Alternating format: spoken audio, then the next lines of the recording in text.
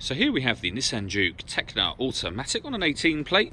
I'm going to start off by showing you around the outside of the car, and then we'll hop in and run through some controls on the inside. But from the outside you can see it's a 5-door car with alloy wheels and tinted windows. Let's start off inside the boot and then work our way around the rest of the car from there. To the boot you'll see we got a 60/40 split folding rear seat.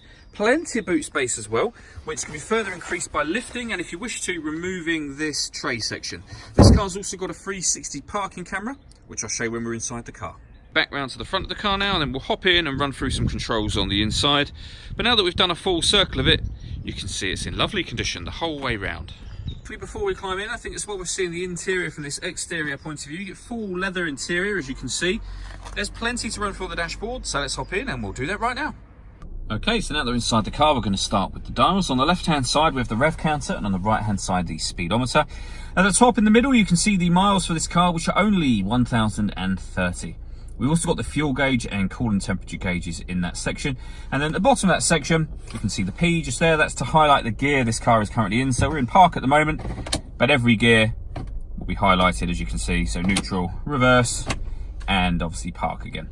If we back out to the steering wheel, on the left-hand side, we have stereo controls and phone controls as well, so the ability to answer and end phone calls. And over on the right-hand side here, we have cruise control and speed limiter. Over in the centre is the touchscreen radio for this car. So this is where you'll pair your phone, amongst other things. You can see we have DAB radio. This car's got FM and AM as well, and then back round to the beginning again. If you want to listen to your own music, you can do that via the CD player. There's also auxiliary and USB input, so you can plug devices in that way. And this car's got Bluetooth audio as well. So once you pair up your phone, not only can you make and receive phone calls, but you'll be able to stream your music wirelessly too. This car's also got satellite navigation. There's a full video showing how that works on both our website and our Facebook page. And I mentioned we had a 360 parking camera. If I pop the car into reverse, you can see the reverse camera there with guidelines showing you what direction the car is headed in relation to the image that you see.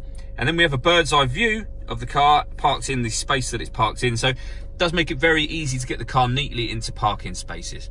It goes a couple of stages beyond that though. If I press the camera button here, we get a front facing camera and the bird's eye view, or a front facing camera and the front near side wheel, so the front passenger side wheel.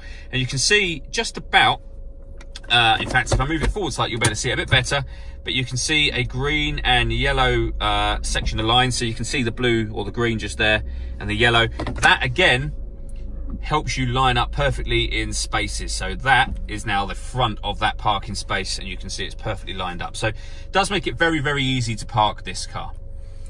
Below that we have the climate control, so you can adjust the temperature.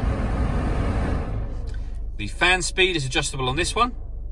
When you're happy with those settings, you can determine where you would like the air to be distributed, and then you can either hit that button to turn the air conditioning on, or you can hit auto and the car will maintain that temperature by taking control of the fan speed for you.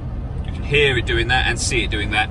To override that, just readjust the fans to whatever level you wish to have them on.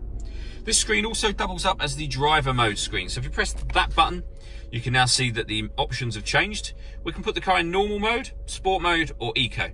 Whatever mode we put it in, it will affect the steering, the engine, the gearbox, and the climate control. So in sport mode, the car will rev higher in each gear, the steering will feel firmer. In normal, you'll have a normal kind of everyday driving setting. Under here, we have the auxiliary and USB inputs that I mentioned already. We've got a 12-volt charging socket underneath that cap, the fully automatic gearbox, and then underneath the central armrest we have driver and passenger heated seats. All that leaves me to say is thank you for taking the time to watch this video.